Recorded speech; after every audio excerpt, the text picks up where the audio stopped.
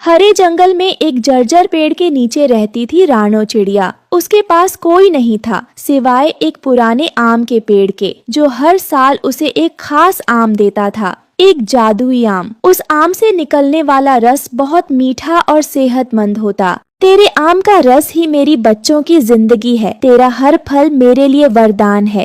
रानो, जब तक मैं हूँ तुझे भूखा नहीं रहने दूंगा, लेकिन एक खतरा मंडरा रहा है। एक दिन जंगल का सबसे चालाक और लालची कौवा कालू अपनी पत्नी गौरी के साथ रानो को रस पीते देखता है। हाय राम, देखो देखो वो गरीब रानो को रोज सुबह उठते ही मीठा आम का रस पीती है। उसके बच्चे भी खाते पीते मोटे हो रहे हैं और हम तो सूखे हुए बेर चबाते हैं। कुछ तो झोल है। आम तो हर किसी के पेड़ पर लगते हैं, लेकिन ऐसा चमकता हुआ सोने जैसा आम, और फिर वो रस। पूरे जंगल में वैसी खुशबू कहीं नहीं आती जैसी उसके रस से आती है। क्या पता कोई जादू हो उस पेड़ में। वो रानो जैसी चिड़िया कहाँ से इतना खास आम लाएगी? ये कोई मामूली आम नहीं लगता। मुझे भी कुछ अजीब लगा था। मैंने देखा है, हर बार रानो आम तोड़ने से पहले पेड़ से कुछ कहती है, फिर पेड़ खुद आम गिराता है। कालू, मतलब वो पेड़ बोलता है? कहीं ये वही जादुई पेड़ तो नहीं जिसकी कहानियाँ बचपन में सुनी थी? अगर वो पेड़ हमारे हाथ लग जाए, सोचो गोरी, हम उस रस को बेचे तो पूरे जंगल का बादशाह बन जाए। जानवर क्या, इंसान भी लाइन में लग जाएंगे। हाँ, रानो जैसी तुच्छ चिड़िया को तो पता भी नहीं चलेगा कब उसका पेड़ हमारा बन जाएगा। पर ऐसे पेड़ को यूं ही नहीं छीना जा सकता। हमें चालाकी से चलना होगा। क्या इंसान को बुलाएं? कोई लकड़हारा जो बिना सवाल पूछे पेड़ काट दे। शाबाश गोरी, आज तूने अपने दिमाग का सही इस्तेमाल किया है। रानो अब गई काम से और हम बनेंगे जंगल के राजा और रानी। कालू और गौरी इंसान के झोंपड़े के बाहर उतरते हैं। इंसान अंगीठी के पास बैठा कुछ पका रहा था। ओ इंसान भाई, एक छोटा सा काम है पर इनाम बड़ा मिलेगा। अबे कौवे, तू फिर आ गया। पिछली बार भी झूठ बोलकर मुझे मधुमक्खियों के छत्ते तक भेज दिया था। इस बार 100% सच्चा काम है। एक पेड़ है जंगल के बीचों बीच, जादुई पेड़। फल ऐसे कि एक बार छक लिया तो बीमारियां भाग जाएं। जादुई पेड़ और फल भी? कहाँ है वो? वहीं पुरानी नदी के पास, जहाँ वो रानो चिड़िया रहती है। उसका दावा है कि पेड़ उसका है, लेकिन पेड़ किसी का नहीं होता ना इंसान भाई। वो पेड़ बस किसी कुल्हाड़ी का इंतजार कर रहा है। तुम पेड़ काटो, फल तुम्हारे, लकड़ी हमारी। तो मतलब आधी लकड़ी तुम्हारी, आम मेरे, और ना कोई जंगल का कानून, ना कोई रोकने वाला। रानो जैसी चिड़िया क्या करेगी? रोएगी। हम पेड़ के मालिक बन जाएंगे और तुम बन जाओगे जंगल का सबसे बड़ा आम वाला आदमी। तय समझो, रात को ही चलेंगे। नींद में होगा पेड़ और उसकी रक्षक रानो। रात को हवा में अजीब बेचैनी थी। रानो परेशान थी। न जाने क्यों आज दिल बहुत घबरा रहा है, जैसे कोई बुरा सपना आने वाला हो। पेड़ की एक शाखा हिलती है और नीचे एक आम गिरता है बिना वजह। रानो चौंककर नीचे झांकती है। अरे, ये आम तो कल ही गिरा था, फिर आज क्यों गिरा? पेड़ भाई, क्या बात है? रानो, मेरी प्यारी बच्ची, अब वक्त आ गया है कि तू सच्चाई जाने। कैसी सच्चाई? तुम इतने उदास क्यों लग रहे हो? कल रात कुछ बुरा घटने वाला है। मैं देख रहा हूँ कालू कौवा और गोरी, उन्होंने इंसान को बुलाया है मुझे काटने के लिए।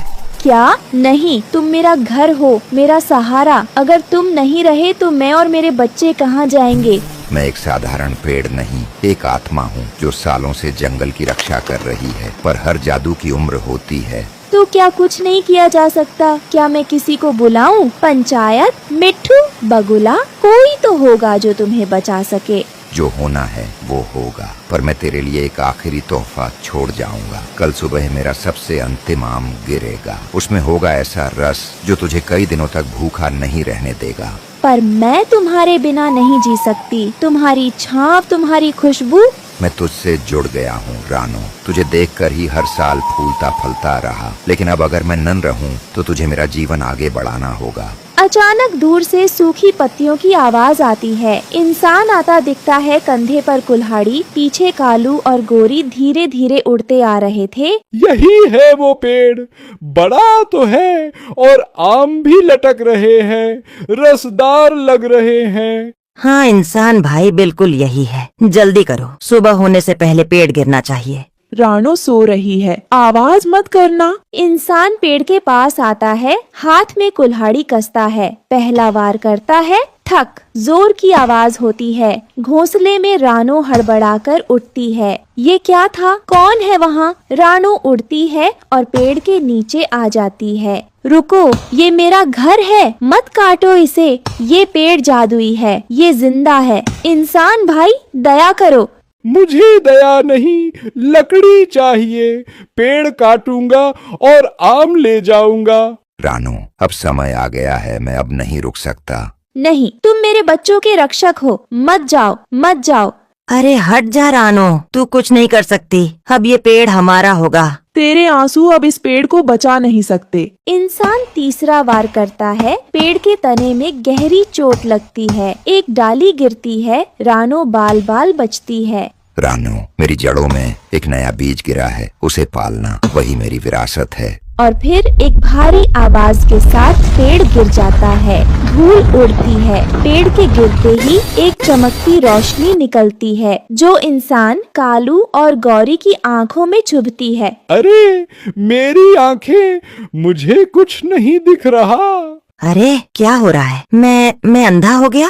हमसे गलती हो गई, ये कोई साधारण पेड़ नहीं था। तीनों भागने की कोशिश करते हैं, लेकिन दिशाहीन हो जाते हैं। कुछ दिन बाद पेड़ की जगह एक छोटी नन्ही कोम्पल उगती है। रानो उसी के नीचे बैठी होती है। ये पेड़ अब नहीं रहा, लेकिन इसकी याद, इसकी ममता जिंदा है। जंगल में लालच आया, लेकिन ममता हारने नहीं दी। जादू खत्म हुआ, पर भावना बची रही। इस कहानी से ये सीख मिलती है कि प्रकृति का हर पेड़ एक जीवन है। उसे काटना किसी की सांसें छीनना है। जो पेड़ देता है वो भगवान की तरह पूज्य है।